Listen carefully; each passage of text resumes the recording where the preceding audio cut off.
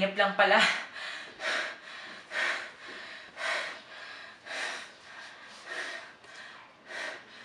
Ang oras na ba? Ano ba yan? Late na naman pala ako. May presentation pa ako eh.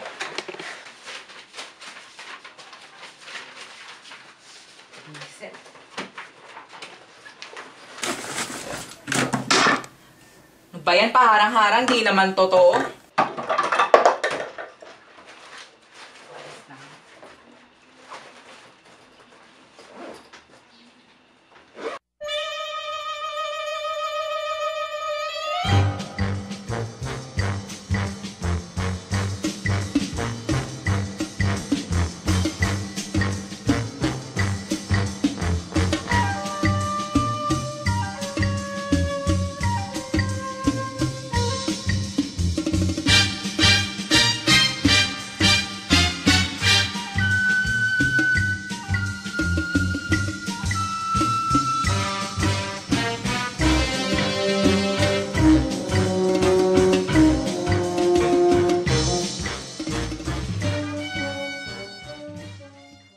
Ano ba yan? Walang kwenta naman.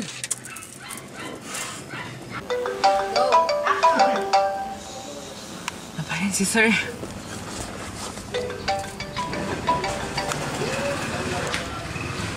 Hello, sir. Hello, Derek.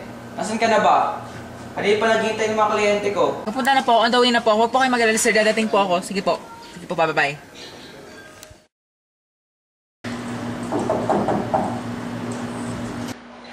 Akala ko ba importante yung trabaho sa'yo? Ito na yung pagkakataon.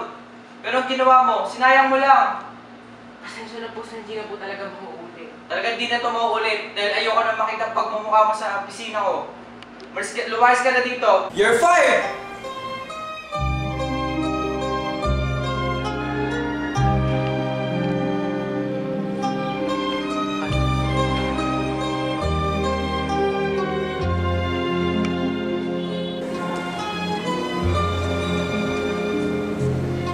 Akala mo ba mabait ka? Eh ano tong ginagawa mo sa akin? Ano bang nagawa mo sa'yo para gawin mo sa akin lahat to? Hindi pa ba sapat yung ginawa mo sa kapatid ko, ha?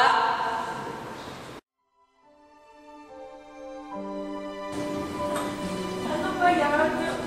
Ayusin mo nga magdadalagahan mo. Para ako pa yung bata. Uy! Kumari! Kamusta? Okay lang naman.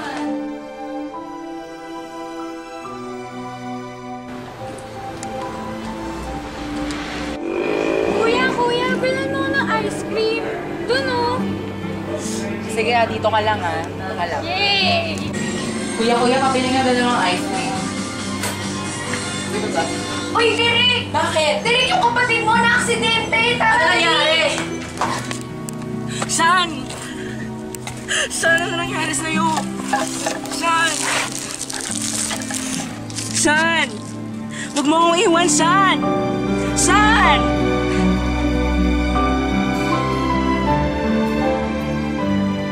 Hindi pa ba sapat yung ginawa mo sa kapatid ko, ha?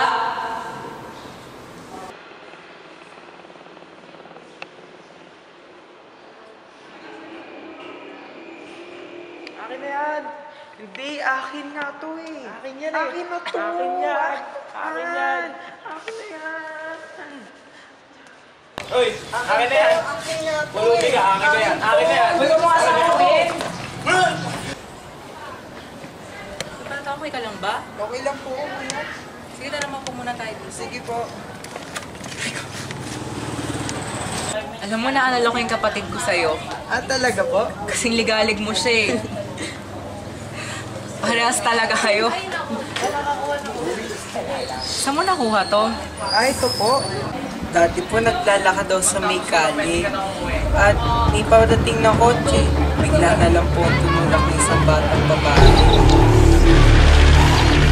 Duguan po ang bata. At sinabi niya po sa akin, ito, necklace ko. Kahit anong mangyari, lagi Hindi mo tatandaan na kapag suot mo yan, ang Diyos laging nasa tabi mo.